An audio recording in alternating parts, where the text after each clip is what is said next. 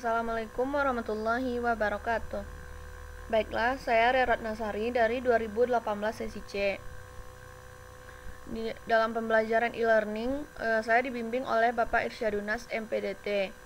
Di sini saya akan menjelaskan tentang pembuatan e-learning Genomio dari Sekolah Dasar Negeri 22 Salim 4. Baik, kita langsung saja. Yang pertama yaitu buka website Genomio, yaitu www.genomio.com. Lalu setelah itu kita akan tampil seperti ini, seperti di gambar. Lalu kita silahkan isi URL dengan nama sekolah. Setelah itu isi email yang diisi email yang aktif, karena nantinya dari Genomio akan mengirimkan balasan ke email kita. Setelah itu pilihan bahasa, kita pilih bahasa Inggris saja terlebih dahulu. Setelah itu kita centang I have read and agree with they. Setelah itu semuanya klik create site. Setelah itu tunggu beberapa. Jika data yang kita masukkan tadi benar dan diterima oleh email, akan tampil seperti ini, yaitu ini menandakan jika data yang kita masukkan tadi benar. Selanjutnya kita diminta untuk melihat email. Nah, ini adalah email balasan dari Genomio. Mereka akan mengirimkan link. Setelah itu username dan password untuk kita masuk ke Moodle atau e-learning Genomio tadi.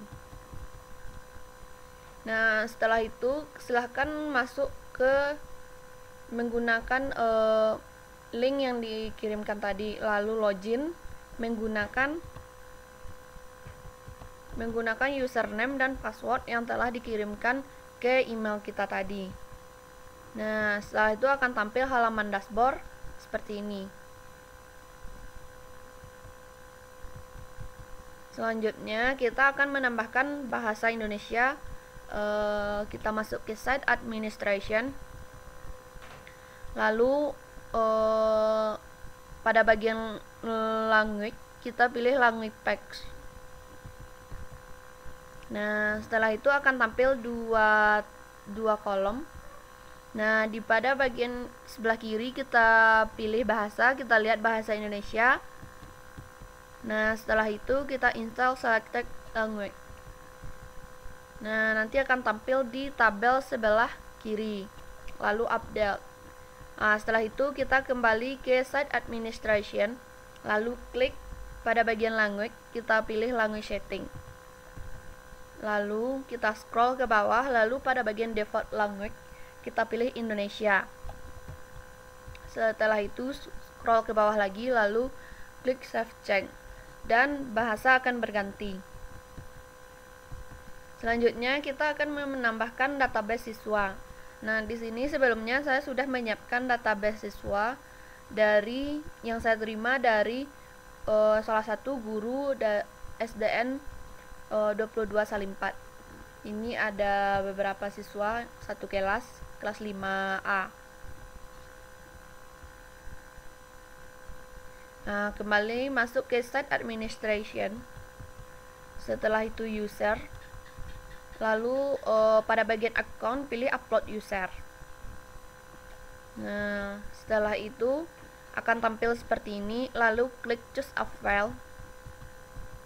Nah, akan tampil seperti ini. Lalu kita pada bagian upload a file pilih choose file lagi. Lalu pilih file yang akan diupload. File yang akan diupload ini harus berformat CSV. Nah, ini setelah itu klik upload this file. Nah, setelah itu pada bagian setelah tampil seperti ini, pada bagian CSV delimiter kita ganti menjadi titik koma. Nah, jika kita biarkan saja koma atau titik, nanti dia akan error. Nah, setelah itu pada bagian encoding preview round kita biarkan saja, lalu klik upload user.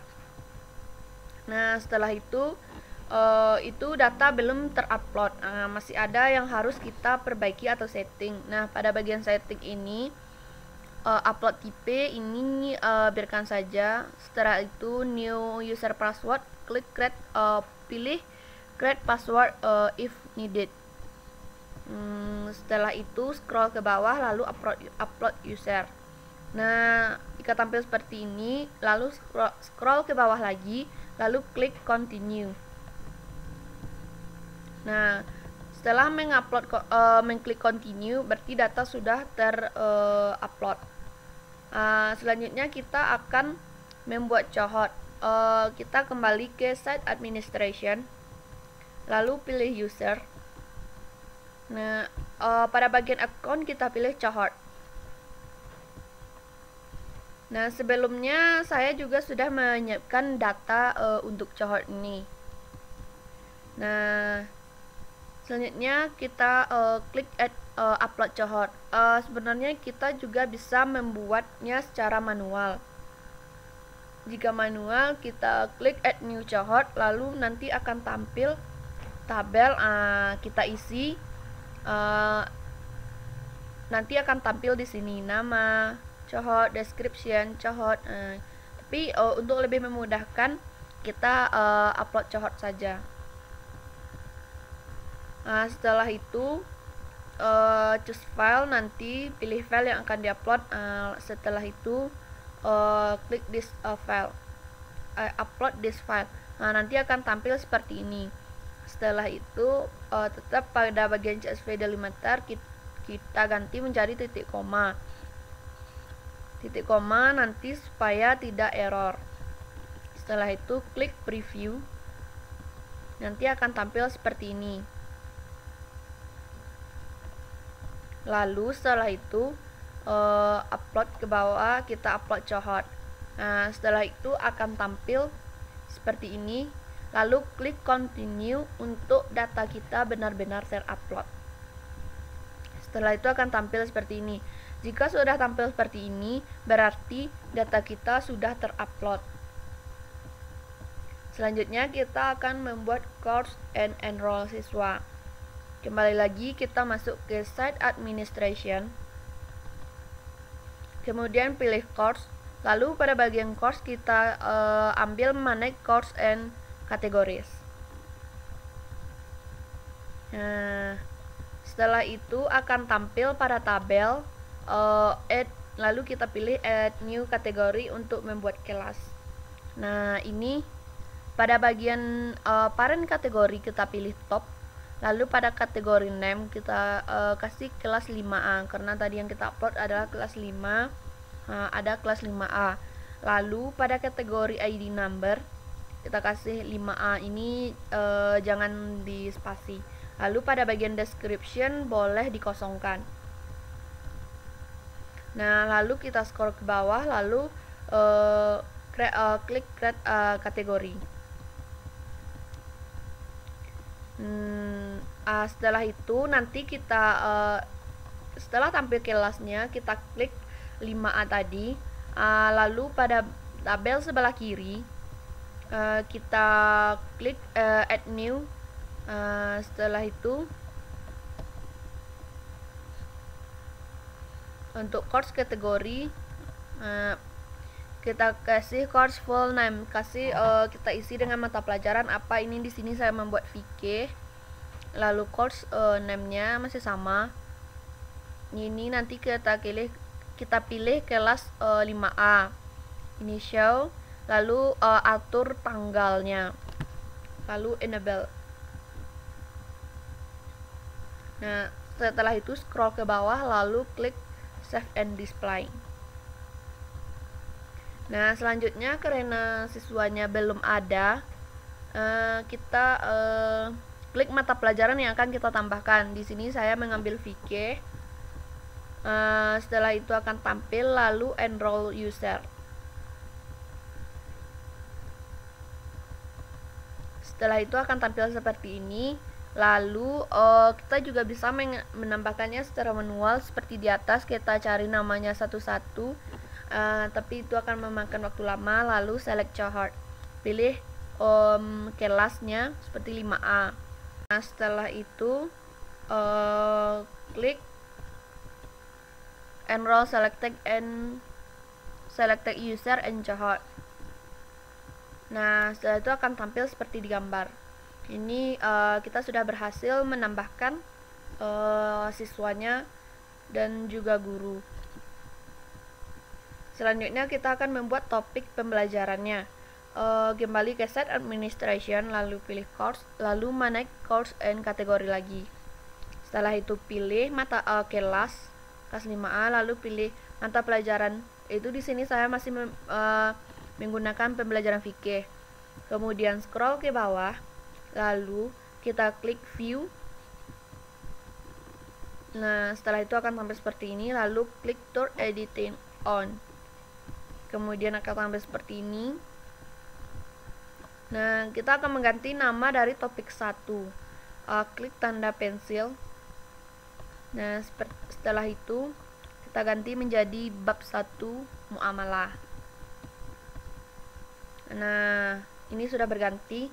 Setelah itu kita akan menambahkan materi ajar. Kita klik add activity of result, lalu klik add a new file. Setelah itu masukkan judul, yaitu konsep muamalah. Setelah itu isi description, boleh diisi. Setelah itu scroll ke bawah, akan tampil. Scroll ke bawah, nanti kita akan memilih memasukkan file juga. Di sini klik upload a file, lalu pilih file yang akan diupload. Akan tampil seperti ini. Ini boleh datanya boleh PDF, boleh Word atau yang lainnya. Setelah itu scroll ke bawah, lalu pada bagian completion tracking kita pilih show activity at complete when condition are met.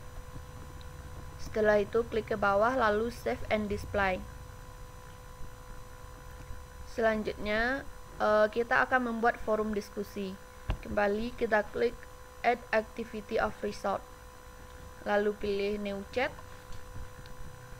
Setelah itu kita kasih nama untuk nama diskusinya atau untuk tanya jawab nanti, yaitu muamalah, sesuai dengan judul yang telah kita masukkan materi tadi.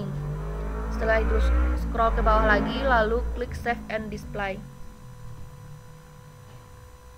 Setelah itu akan tampil seperti ini, lalu klik here to enter the chat now.